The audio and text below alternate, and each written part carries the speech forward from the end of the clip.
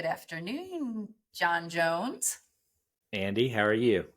I am fantastic. I've had a wonderful morning today. How's your day going? My day's going great. You don't have any glasses today. Your glasses game is always so strong. I do have, two within reach, so they do come out. But yeah, I'm trying to, Just mix it up a little mixing it bit here up. and there. All right, I like it. I like it. When you get old, you have to have glasses and within easy reach at all times. So. Well, I mean, I'm knocking at the door. I just turned 40, so there we go. You are. I had to finally break down at the age of 40 and buy mine. So yeah, you're right at the door. But I did also have eye surgery when I was in my 20s. So corrective eye surgery for seeing far away. And I can still see every single leaf on the tree out my window right now. But I can't read a word on the screen in front of me. So, Both my mom and my dad had just terrible eyesight. And both my sister and I have perfect eyesight. Oh, that's so lucky. Isn't that weird? So lucky. Yeah. I'm quite envious of that. Well, there you go. Well, we are here today to talk about CX as usual. But what we're going to talk about today is how we look at customer experience through the lens of data and discipline and not just feelings, even though experience always tends to imply feelings, right? But as organization owners and business owners, we can't think about feelings so much as we can data and discipline. Well, feelings are super important. Super important. People, you can intellectually study and compare products and services, but psychologically you end up making the final decision from a feeling standpoint. 100%. Yep. The way that you perceive value is a feeling. Sometimes, in fact, sometimes with especially like longer term services, SaaS companies and stuff like that, they deal with, hey, like you had these really big problems before and this SaaS product totally fixed it.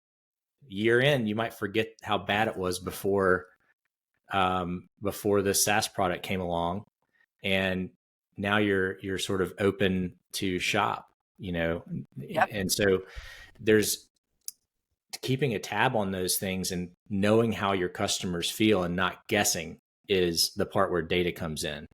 You want to be able to sample with accuracy and the right frequency how your customers are feeling, what they're scared of, who maybe have they started shopping? Is somebody, one of your competitors trying to, rip and replace under you, like what are those factors that might cause them to make a different buying decision? So that's where data comes in, because we don't want to guess. So we're talking about two different feelings. We want to make decisions based on data and discipline, not our own feelings or assumptions. Yes, absolutely. But we want to use data and discipline to understand the feelings and emotions of our customers or clients in the buying process or in the use process. Yeah, it's good. It's good to separate those two for sure. Yep. All right. So let's talk about assumptions then, because assumptions are the things that we're making a lot of decisions on a lot of the time, right? Assumptions are, they're very dangerous with anything, that you do with your business, right? Mm-hmm. And when we talk about discipline, we talk about the ability to identify what these assumptions are. And, we actually call them critical assumptions. Okay. Trying to separate the ones that are a bigger impact. So a critical assumption is where, if you're wrong about the assumption, it has a really big impact to your business and your level of certainty is fairly low.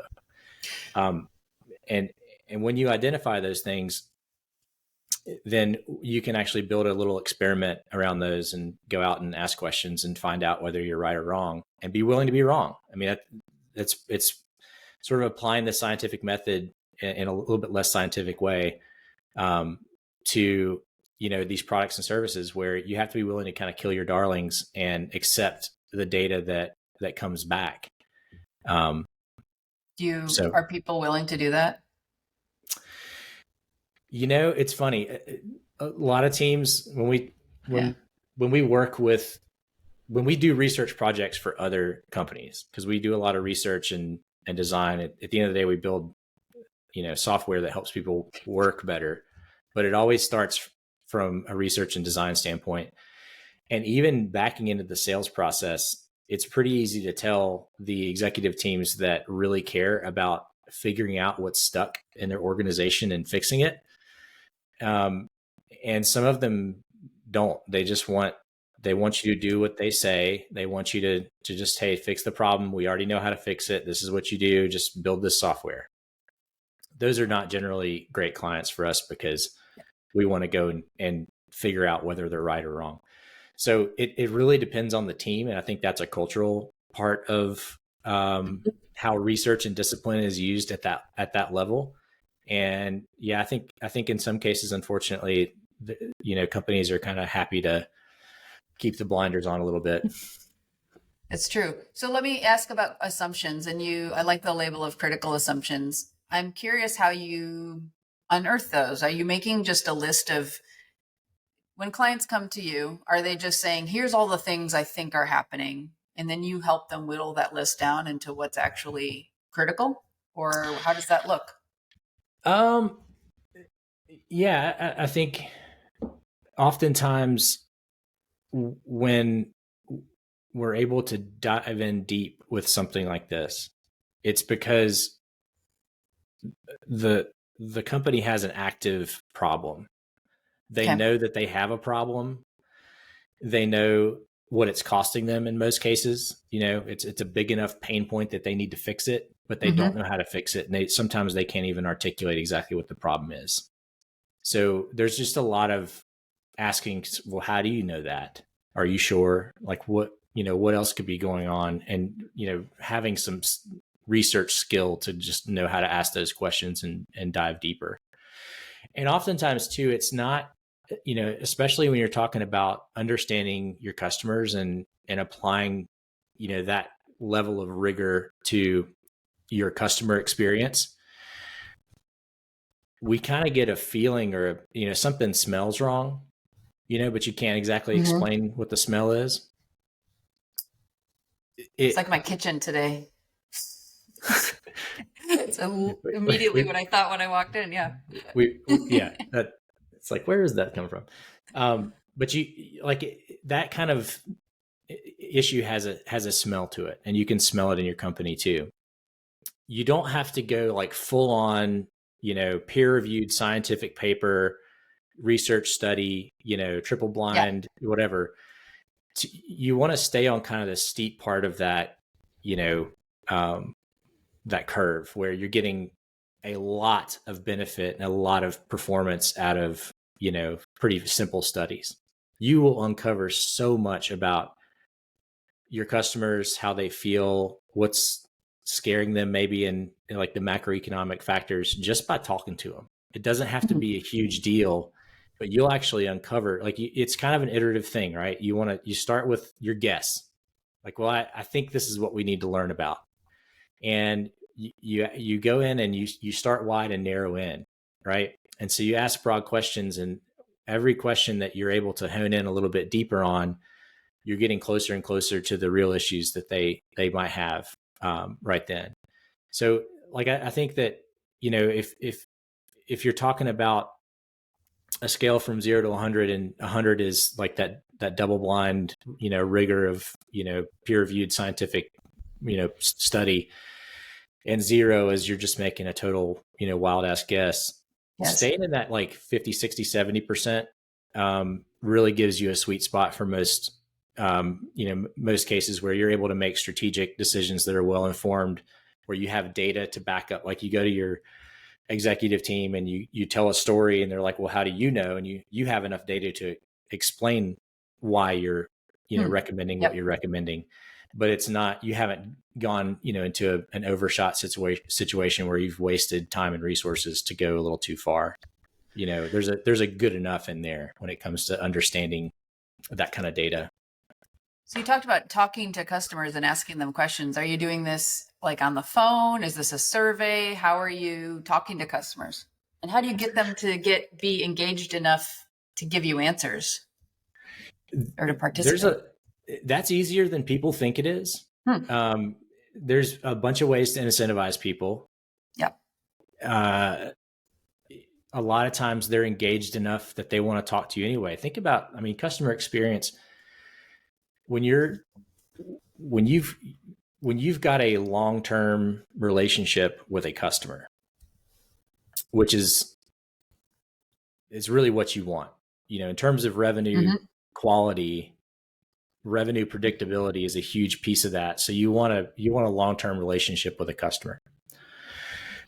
And that customer, if you're doing a good job from a customer experience standpoint, account management standpoint, where you're checking in on them and you're making sure everything's okay, you've built a relationship with that customer. It's beyond just a business transaction. It kind of needs to be, I think, in this day and age, where they've got somebody maybe to call, or their experience with your brand, every experience that they've had has been positive. And, I think that, or even, and I think we've talked about unpacking this more, maybe in another episode, but even when there are, some faulty situations or mistakes that happen in your product or service, the way you handle those is also part of this customer experience. So from that regard, you're going to have relationships with these people. And a lot of times you can just, pick up the phone and call them. Sometimes it's like, hey, I'm going to send out a survey to all my past deals, closed won, closed lost, and I'm going to, incentivize somebody for, 15, 20 minutes of their time, talking to a researcher for an Amazon gift card or something like that. There's definitely, that type of approach. But a lot of times people just want to be heard and give their feedback, especially if it's a product that they believe in or believed in at some point. Do you think it's more likely that they're willing to participate if they're unhappy than if they're happy, or if they're neutral?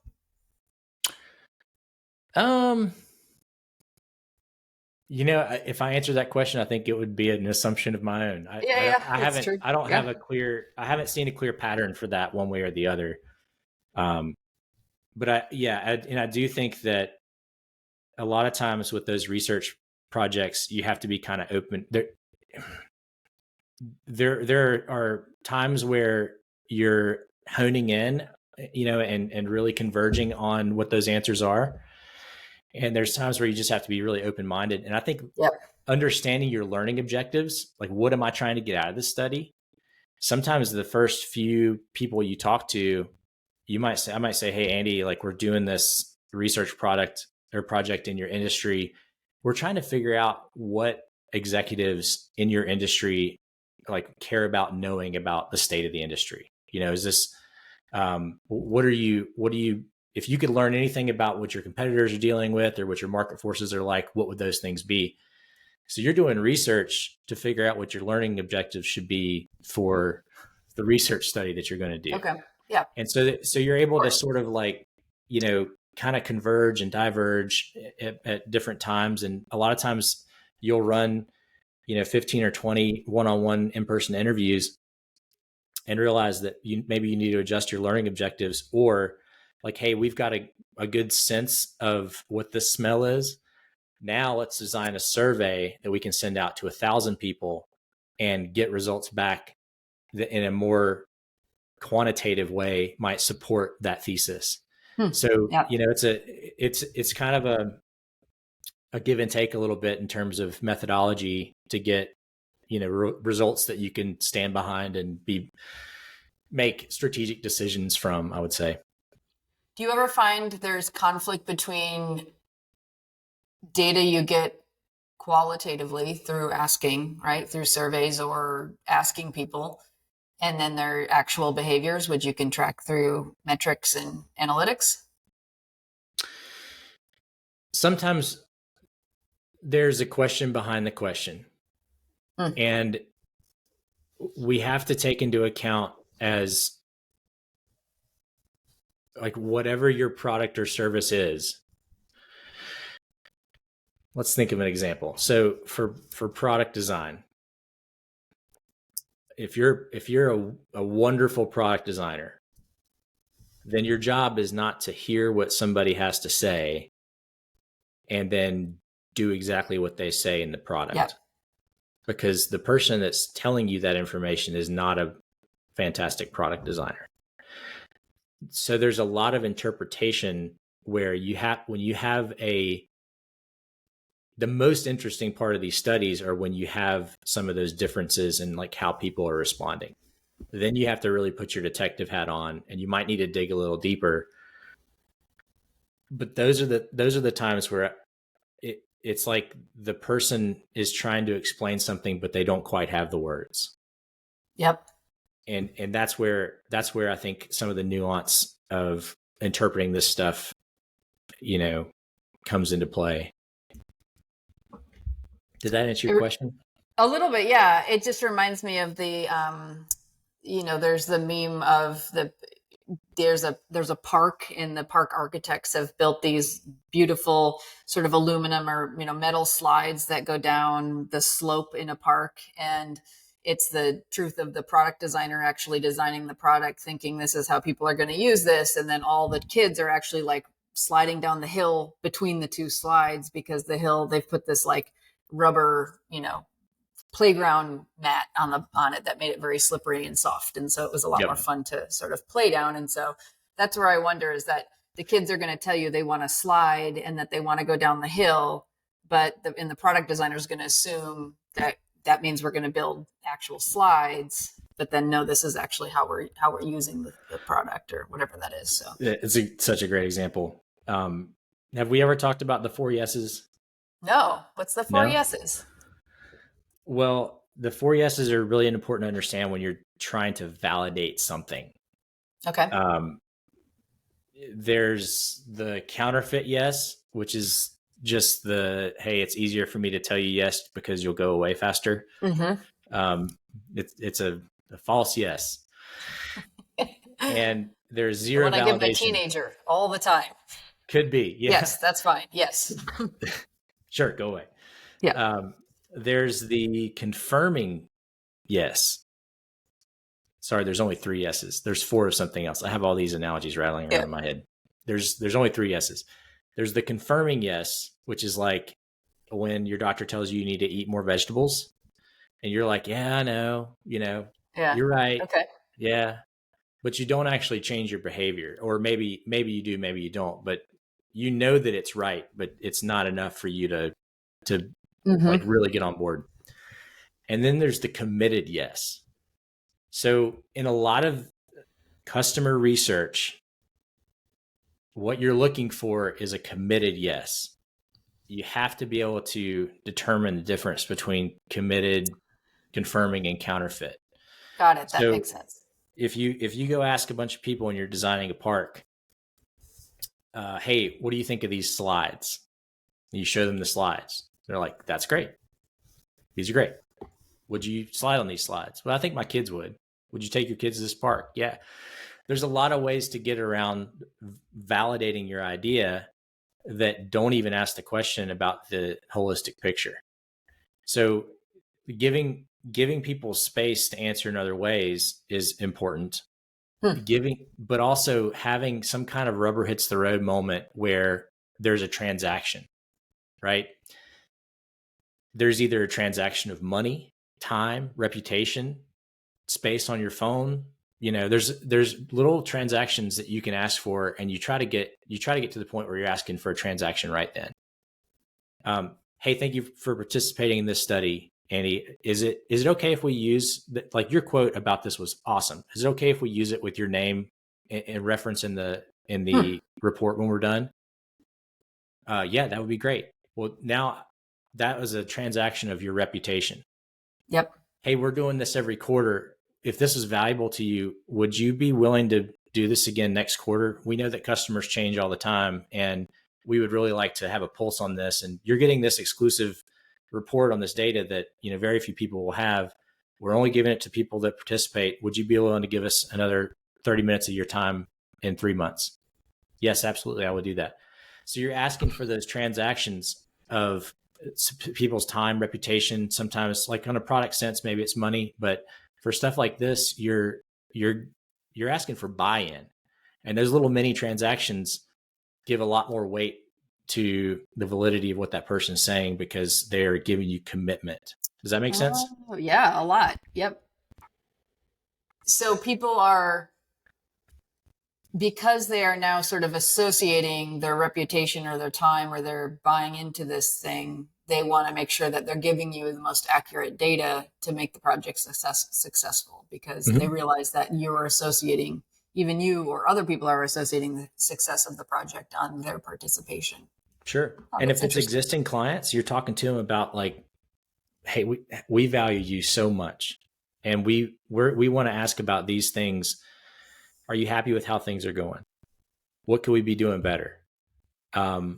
What's, show me one place where you're using a workaround in this product, or that it doesn't feel very seamless to you. Oh, I love Oh, that question. tell me Yep. more about that. What else? Who else has this problem?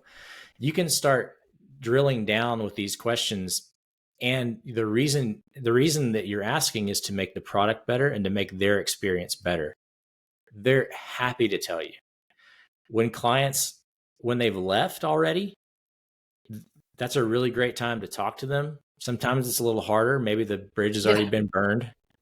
But usually they will talk to you because you've built some kind of relationship with them. So, I think it's Probably really valuable data too. Yeah.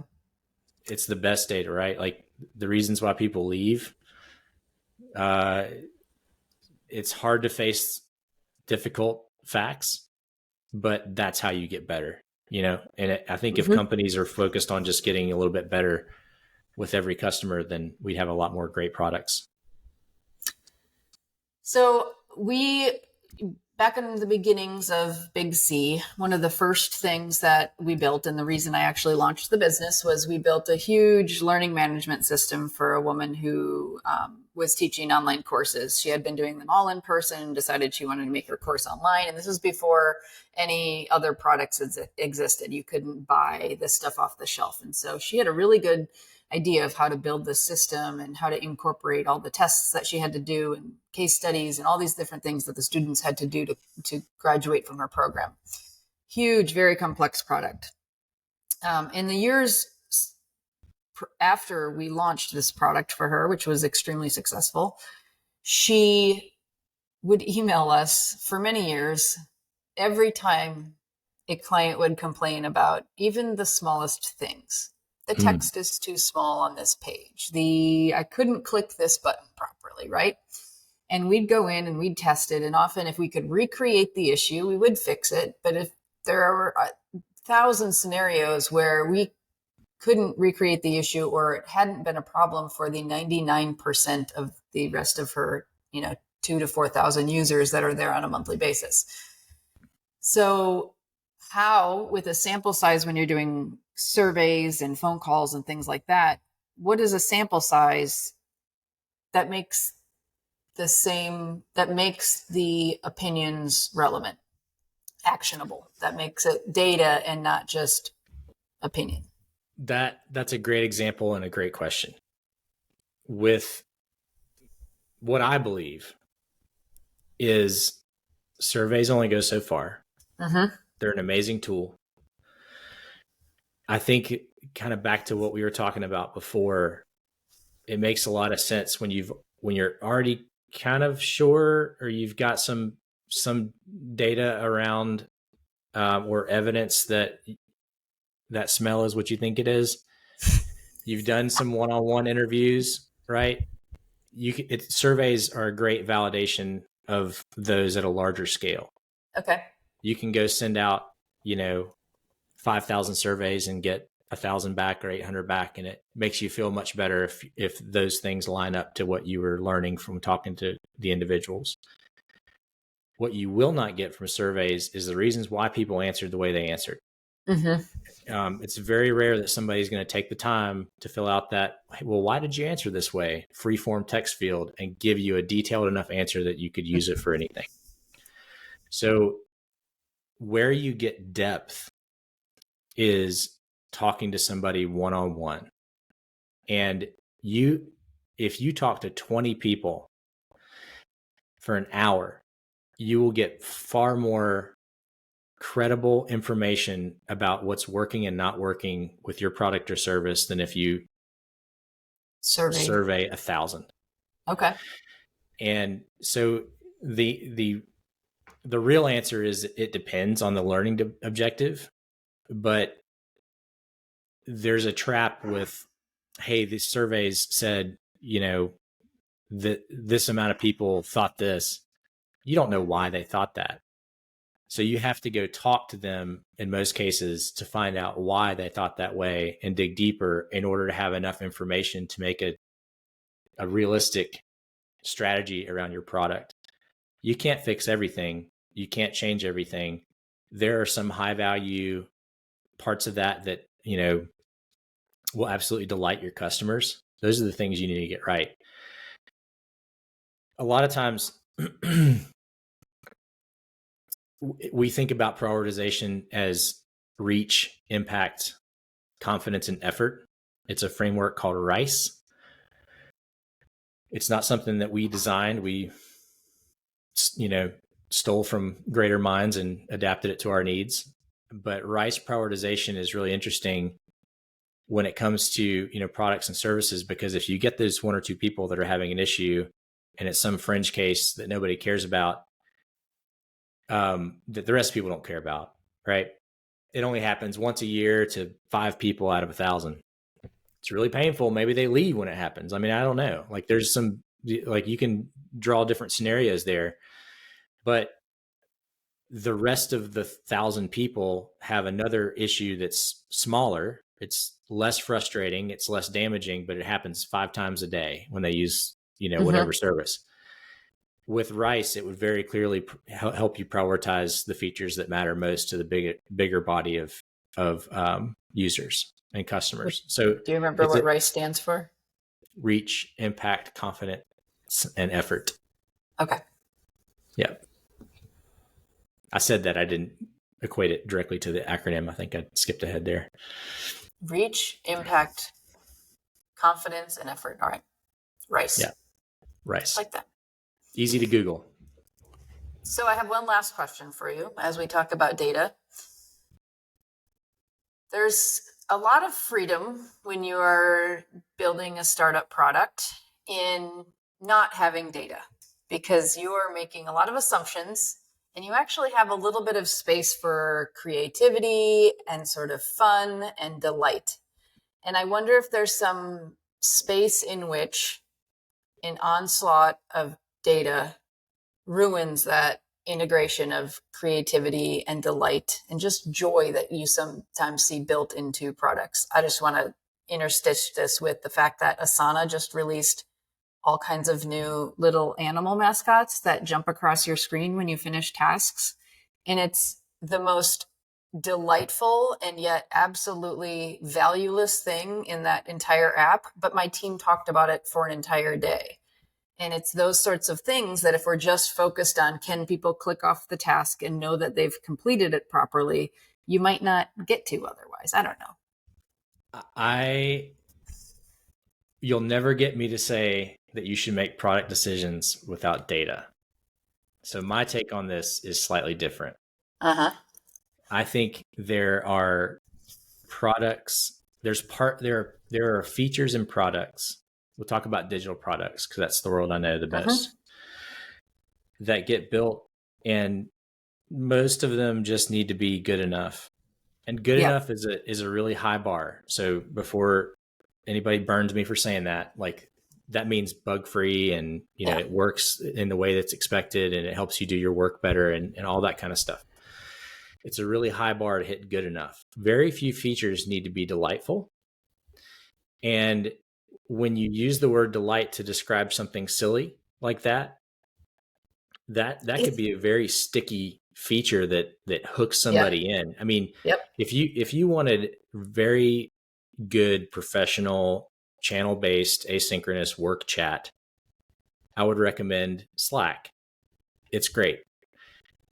The ease of sharing a stupid meme or GIF or GIF, whatever camp you're in, is the thing that makes that tool so fun to use. You're adding a dimension of communication that has absolutely nothing to do with work productivity or getting work done or communication or anything. It's just a stupid GIF, right? But Okay. Can agree to disagree, but we're going to, but, but those are the types of things that cause delight. And it was probably added intentionally or on purpose, or there's definitely at least data around why that's so important now. Any company of any sophistication is going to be very careful about the features that they produce, and they're going to have reasons to do it.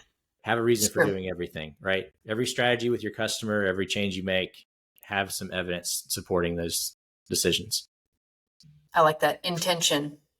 Yeah. Putting intention behind everything. Good. Well, those are some great words to close it with, Jon. I appreciate talking to you today. This one of my favorite topics.